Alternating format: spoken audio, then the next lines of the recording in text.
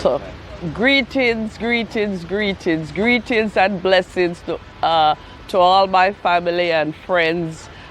This is my first video in Kingston, Jamaica. It's about, well, the first couple videos will be on why I returned to Jamaica. My original plan for videoing is to follow up with my website and what I'm doing in Jamaica, the work I'm doing. My background is social work, and I'm a psychotherapist. I do CBT, and I'm also an author.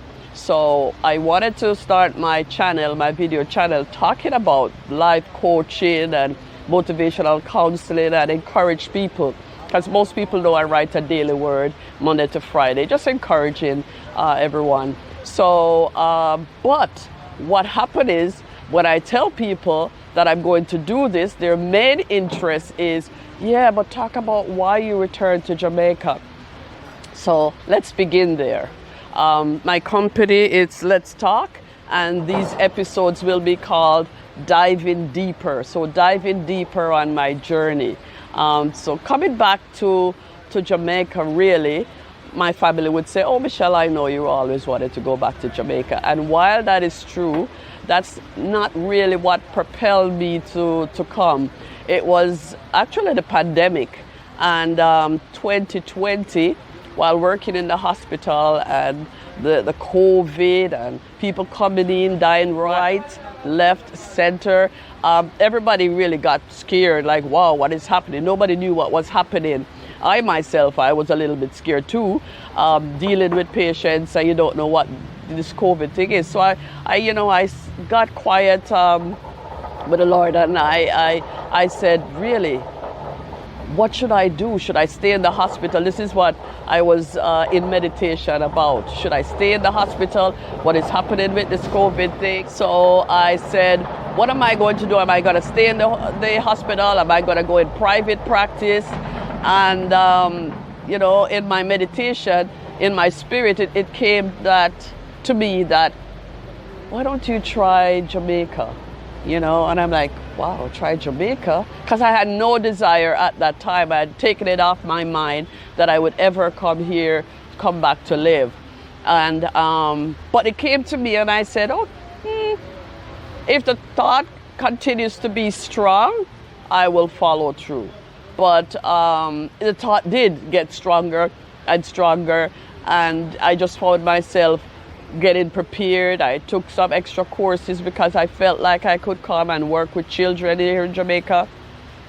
And everything was just more or less falling into place. But I'll talk about that a little bit later. What I want to say is, after 40 years of living in Canada, and I came here when my mom first came, and then she sponsored her 4 children.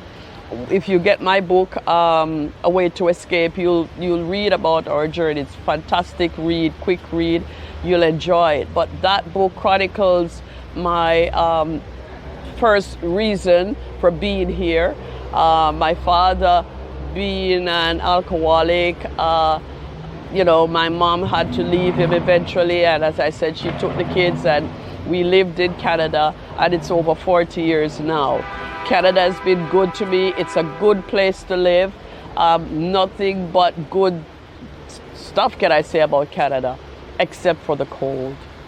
I didn't like the winter, so I'm not surprised myself that I was always thinking maybe somewhere in the back of my mind that I would come back to Jamaica again, because of the beautiful country, the beautiful island, the beautiful, look at where I am, the beautiful landscape, the food, the beach.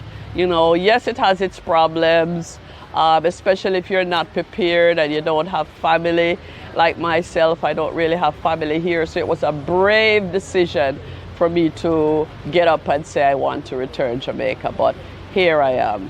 And as I said, even telling my family, I took a little while to tell my family, and many friends I didn't tell them because I didn't know what I was doing. I think, I'm going to sound like a crazy person just saying I want to go back to Jamaica, because we hear so much in the Facebook media and the Instagram, those places, this is happening in Jamaica. But people should really take the time to be educated on it and not just the little snapshots in the social media that's saying this and that.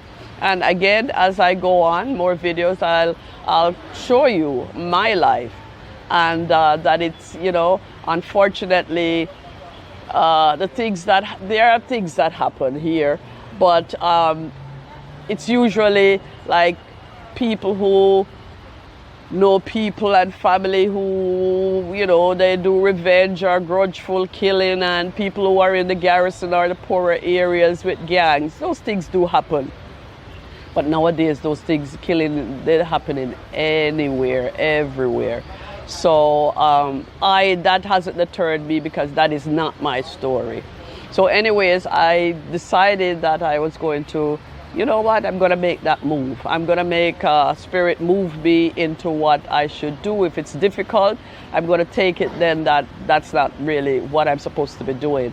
But if I find that there's a good flow, a good ease, that it's not strenuous for me, it's not problematic for me, I'll just go along with the flow as the Lord leads me, then I'll take that as a good direction, that I'm in the right direction. And so it had been.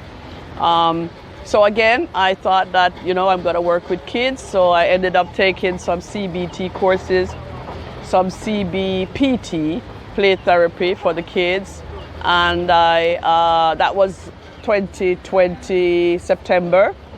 I took the course for a whole year, different courses on trauma and building resistance for kids who suffer from trauma, etc.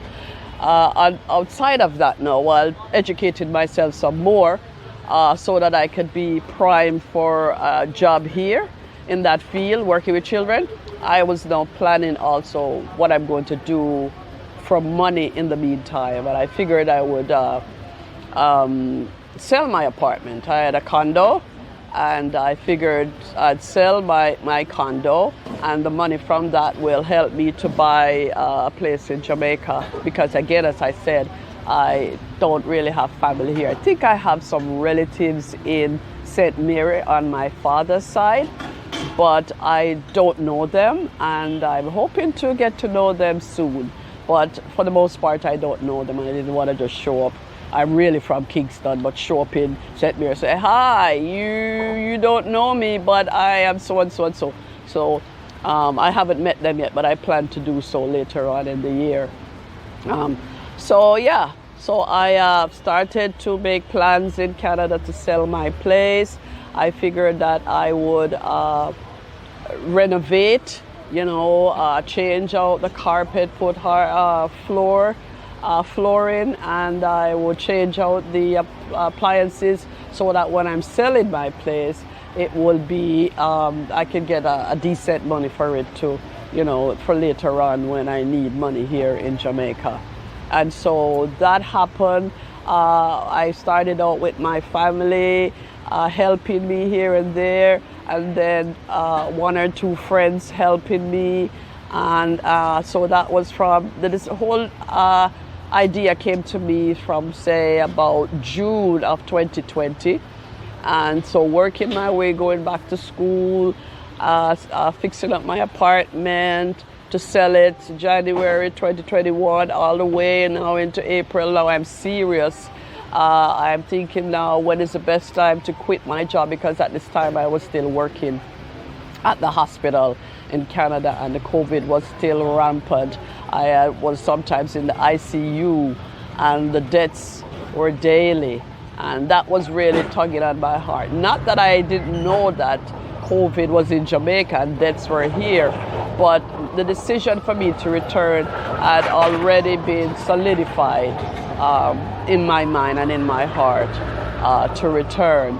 And so about, say, June or July, end of May into June, I quit my job. So I'm very serious now. It's a go.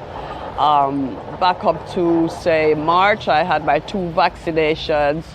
For March and April of 2021, I had my 2 vaccinations for COVID, so I was feeling pretty good. I told my family finally now about the move.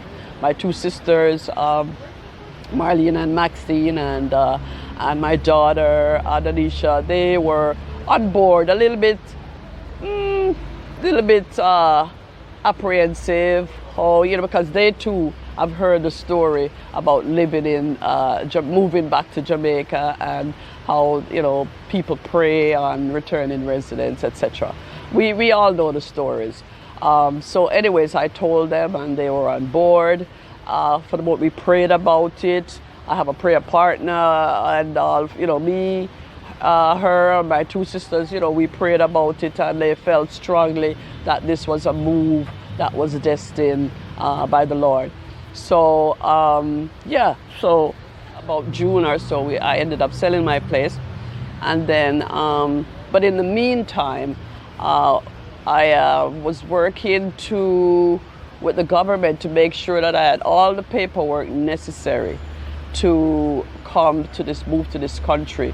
I had a shipping company that I was working with. I bought some new furniture, and when I bought the new furniture, my shipping company would pick it up and they would store it for the big move. Yeah, so me and my sister Maxine, we came in August just to test the waters and to appease my sister and the rest of the family that everything seemed okay. So anyways, we came in August, and right after we came, there was a shutdown. You couldn't, after certain hours, you couldn't go anywhere because the government was really trying to restrict the movements of the people and the COVID spreading. One thing I must say, it's better now. We're January, February of 2022.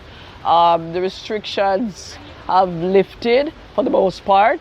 But I must say, though, that in my opinion, Jamaica is one of the most aggressive places that really, try to curtail the COVID. Every store, every building that you go to, you have to have your temperature checked and your hands sanitized. Like, you're going from A to B, like one store right beside the next, you have to be sprayed. Your temperature has to be checked. And sometimes I'm like, oh, my hands, so much sanitization. Wow. But that's all a part of trying to curb the COVID in this small country.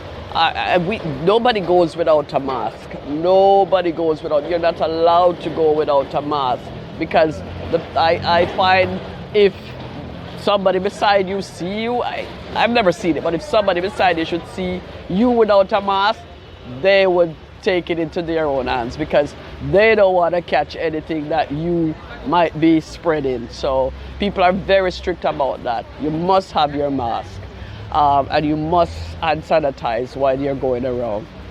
So those things I was glad for. Even though I had my COVID shots, I still wanted to be safe coming to Jamaica. My family wanted to make sure I was safe coming to Jamaica. So I was glad for that for the most part. While I was, so we came for 10 days or so. We stayed at the Pegasus. That's where I am now.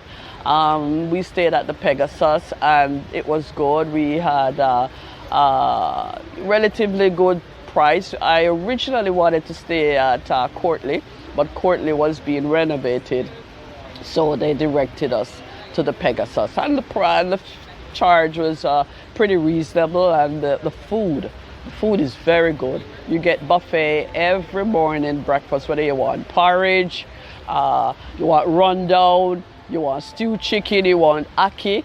The food is just absolutely great at the Pegasus. So that was one of the reasons why we didn't mind. I felt safe staying in New Kingston, where it's located.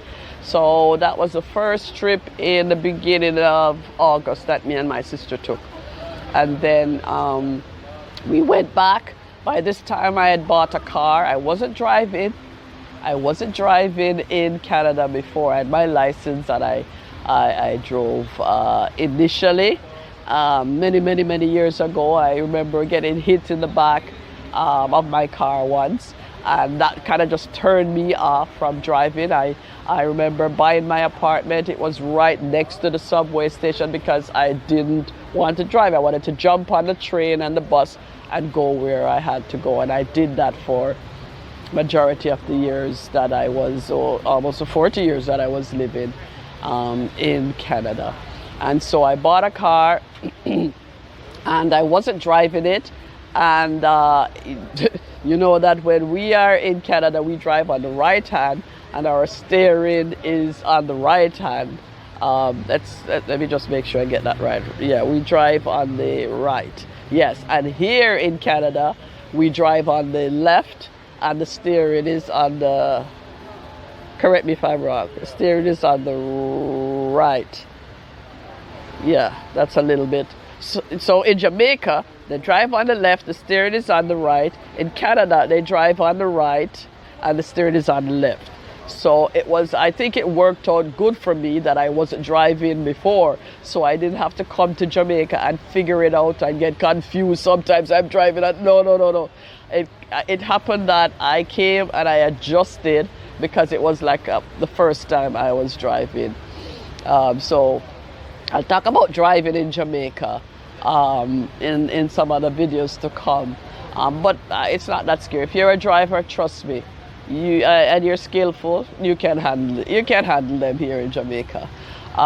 So I went back to Canada when me and my sister came. August, we spent 10 days and I went back. Only now, by then, my apartment was sold and I had to do the closing and finish up by the end of August. I had to move back here by the end of August, beginning of September. And so we got everything worked out. And place was sold, gave that up, everything packed up, ready to come to Jamaica with me because I brought, I gave away and majority of the things that I didn't want, and I didn't really want to carry my furniture that I had for 20 years.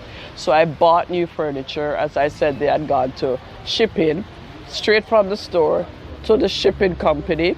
So they would put it on the ship after I leave, and it would come here like a month after. So and my car also was shipped down.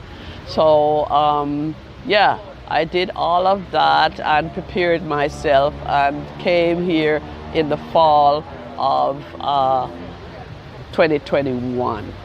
Now it's time to get a job. And we'll talk about that in the next video.